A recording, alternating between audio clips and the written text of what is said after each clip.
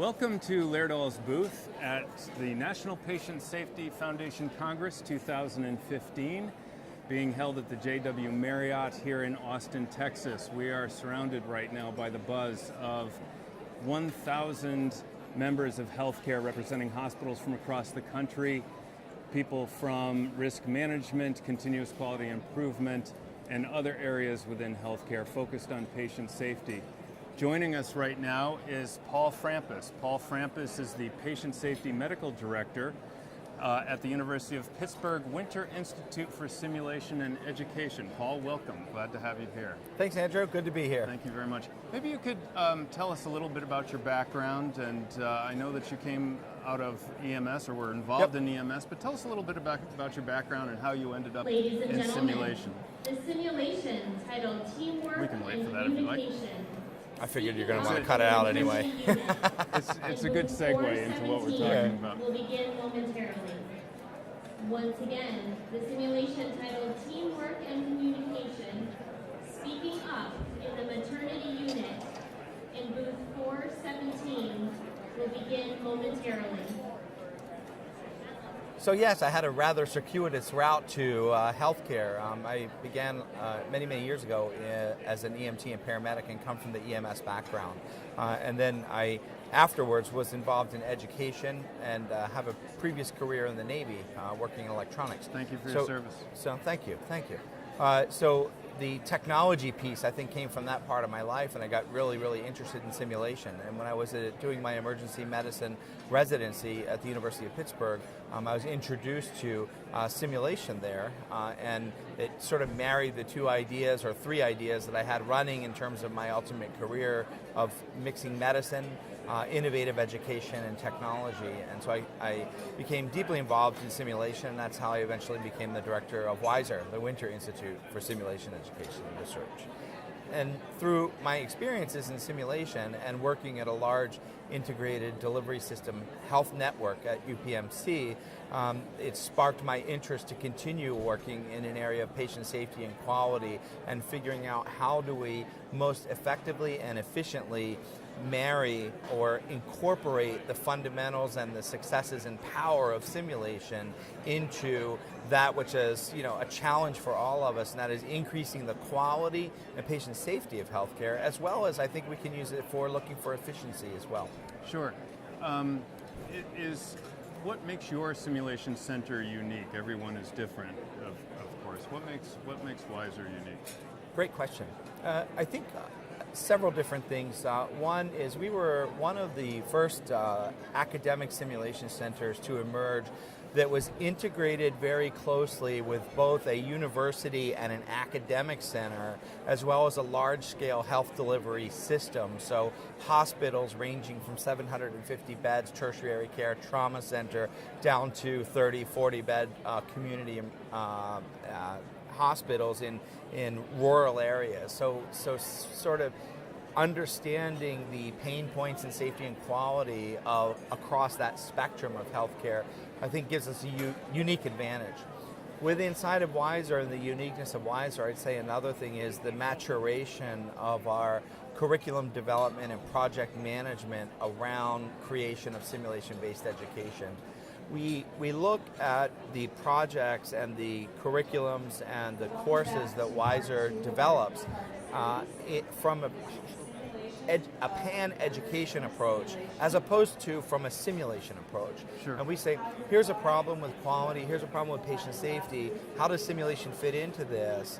And how do we enhance the use of simulation by surrounding it with other educational modalities to help facilitate the simulation to be more efficient and effective?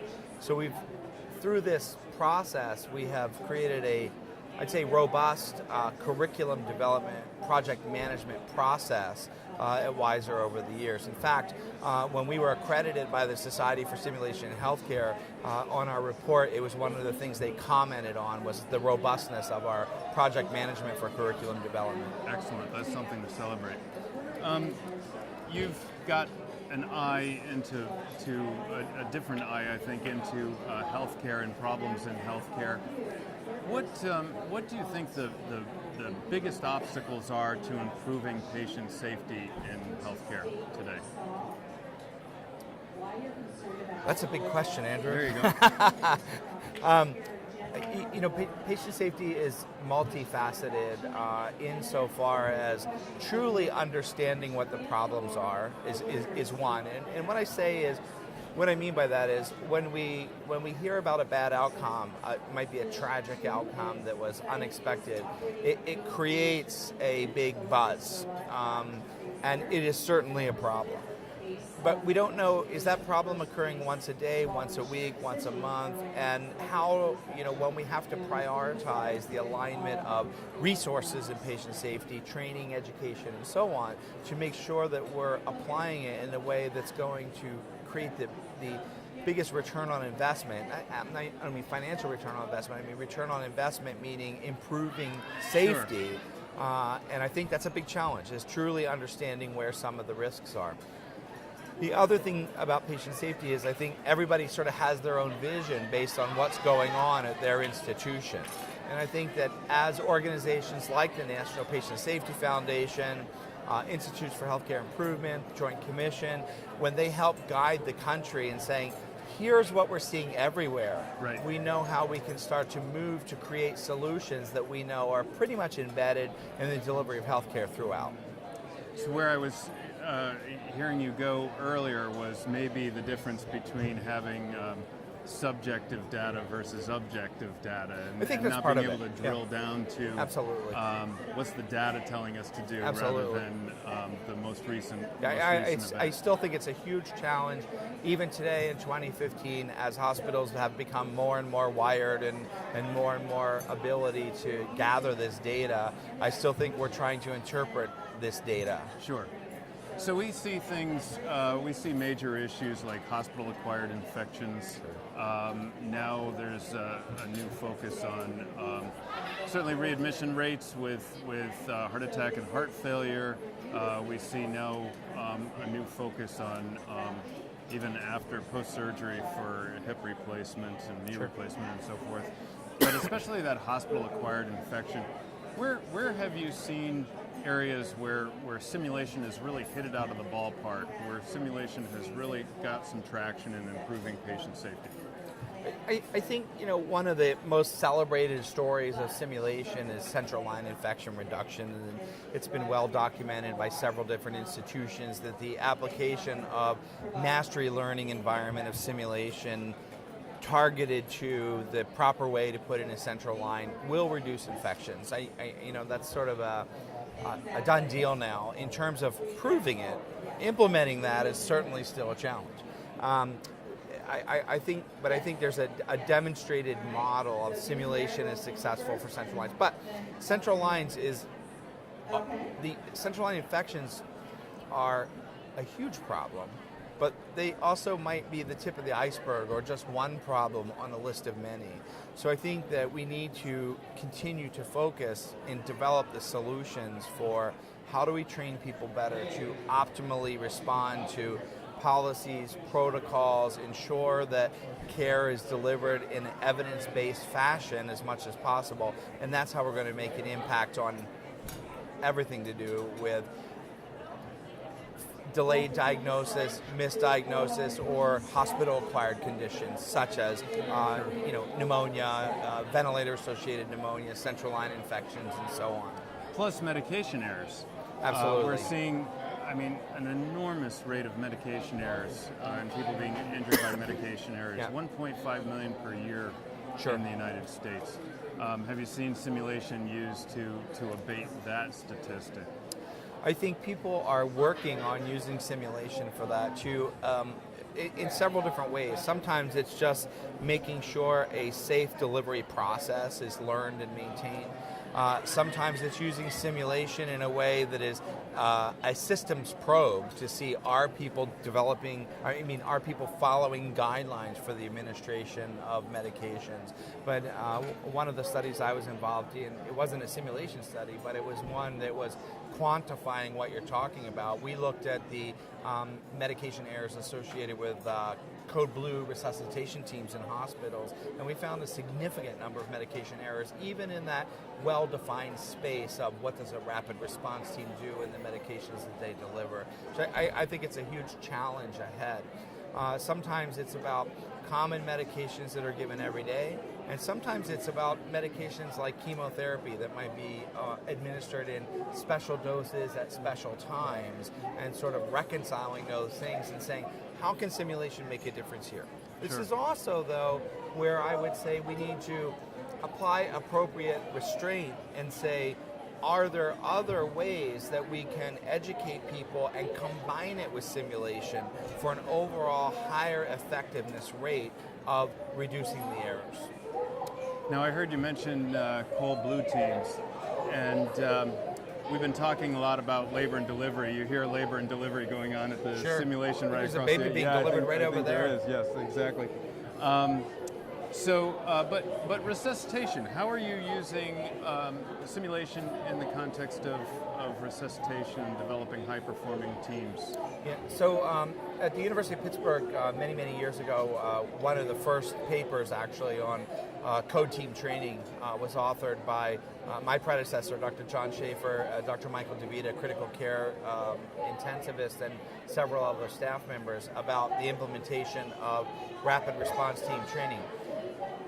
How we were differentiated from other pioneering efforts in simulation is we were using simulation to demonstrate and focus just on the communications, the team leadership, the team followership, and those aspects of the team function that were improving the ability to resuscitate or sort of rescue those from the throes of acute decompensation through communications. So we sort of minimize simulation in terms of the medical details or the technical skills because we felt that was best covered in other programs like ACLS, like PALS, like basic CPR training, but the missing element where simulation was a perfect partner for or perfect modality for was in demonstrating to people that through enhancing their communications they can improve the quality of the patient. And while of course we refined the program, which has been attended by thousands and thousands of people all over the year, that is still a fundamental premise of our simulation-based training for rapid response teams. I heard in there a lot of language that's reminiscent of either crew resource management or team steps. Do you apply either model using simulation?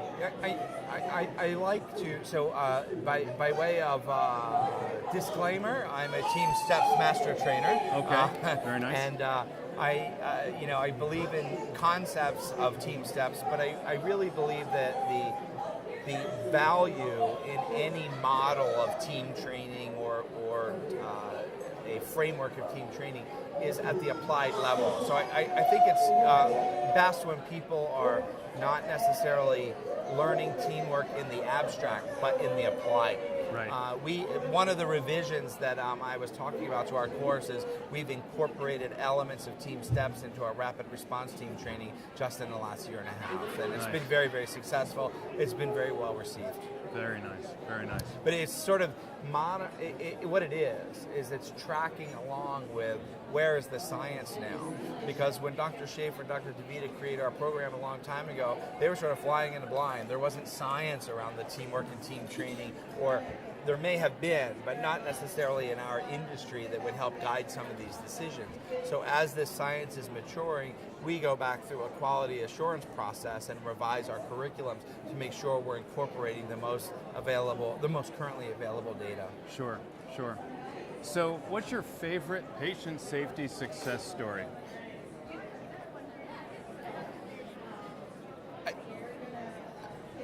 Patient safety success story, I'll take that one step further and say involving simulation, because it's been a core part of what I do. I think that, recently we had a residency graduate from our residency in emergency medicine who went to work at another actually academic site. And about 3 months into her journey as a junior attending physician, there was a Facebook page post one night that I was tagged in, and it said, airway from hell last night. Thank goodness for Paul Phrampus and the simulation in airway management because it saved my butt. That's a quote from this Facebook post, and I think it was a very powerful message of how simulation can be applied in a way that when people are faced with a critical situation, they can immediately pull from experiences that they wouldn't have otherwise encountered in the course of normal training. So I'd say that's my most favorite recent success in patient safety, involving a proactive approach. So proactive training approach that recognize benefits downstream. Because Sure. one of the concepts of patient safety that I think all of us in patient safety want to work on, instead of following the data and following the trends, I think we want to get out in front and say, how are we going to avoid these things, not just retrospectively correct them. Right. And so this story that I'm sharing is one of prospectiveness that is near and dear to my heart. That's nice. That's beautiful. Just one last question.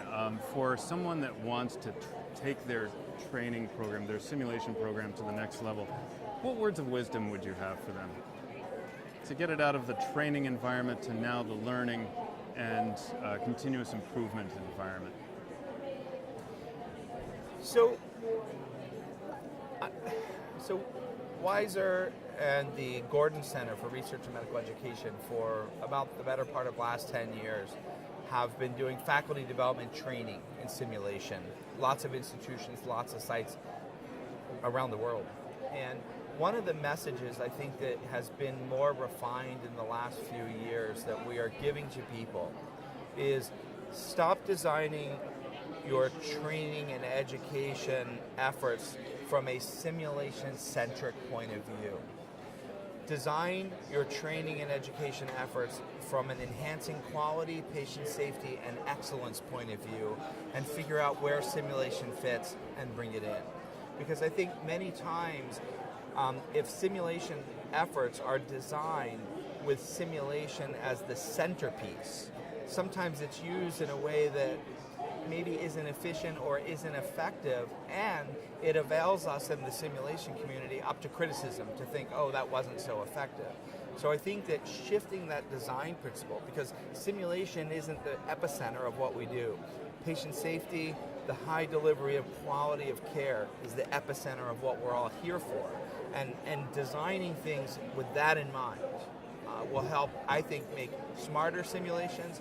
I think it will improve the community of simulation in our ability to interact with the patient safety and quality communities to really start moving the needle on patient safety and the delivery of quality health care. That's great advice. Paul, thank you very much for being here with us. Please join us in a few moments for our next guest, Paul Phrampus from the Weiser Center at the University of Pittsburgh. Thank you so much, Paul, for joining us. Thanks, Andrew. Take care.